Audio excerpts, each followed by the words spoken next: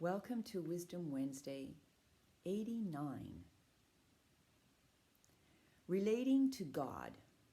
Question. I grew up with a religion that my parents believed in, but I couldn't relate to it. So I never practiced any belief.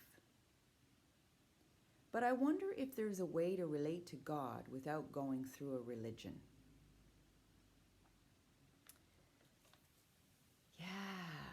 That's it. You want a relationship with the divine, with God. And why do you need to go through something? Why can't it be direct?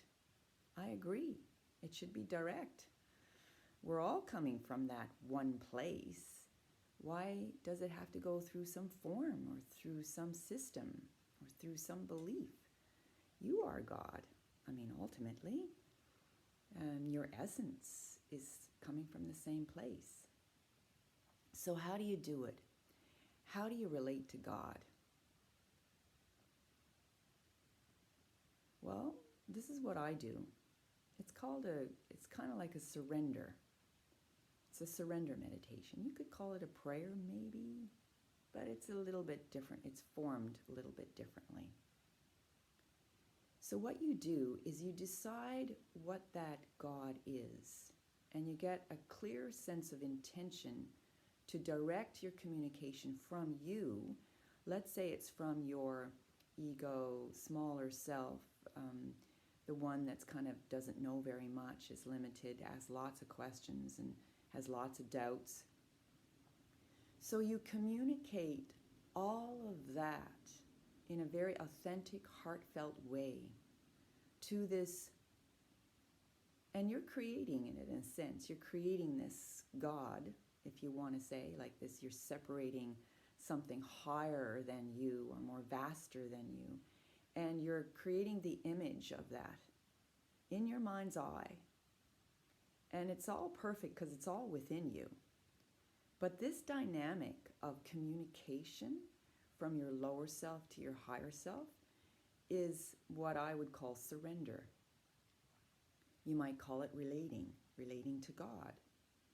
So what you do is you go into your room and you make this intention, hold it up in your being, in your mind's eye, and you start letting it all out as if you're having a full communication. I call it kind of a dyad with God. So there's no person there. There's no actual person, but that person's in there receiving you. And that being, that non-entity being, is receiving all of your, as you speak aloud. You must speak aloud. Not always, but it's a good one. It's good to speak aloud so you can get your throat and all the energy moving out through words and moving through your mind. And it cleans and cleanses your mind. So you say all your doubts, you say all your questions, all your issues with relationships, you ask the purpose of your life, cry, laugh, get angry, be frustrated. Your full self can be witnessed by your higher divine self. You are now relating to God, which means now there's nothing hiding inside of you. You are totally seen by the divine. And in this whole communication, you're letting it all out.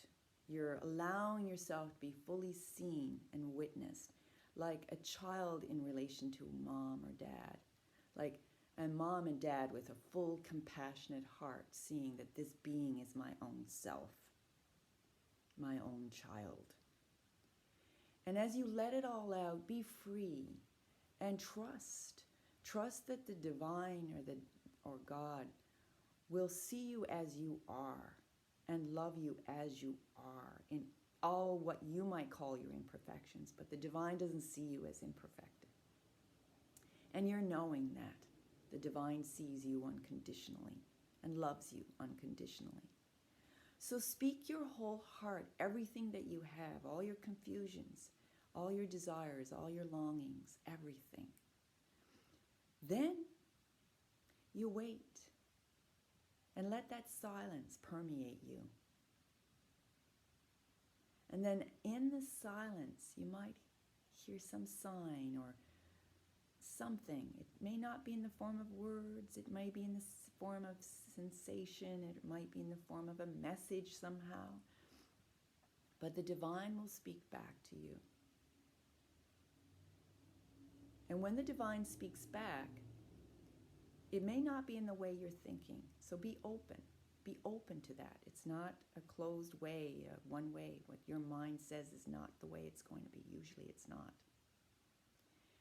And you'll notice that the divine is unconditional, has no preferences, has no judgment, has no expectation, doesn't make you feel guilty, doesn't make you feel shameful. The divine holds you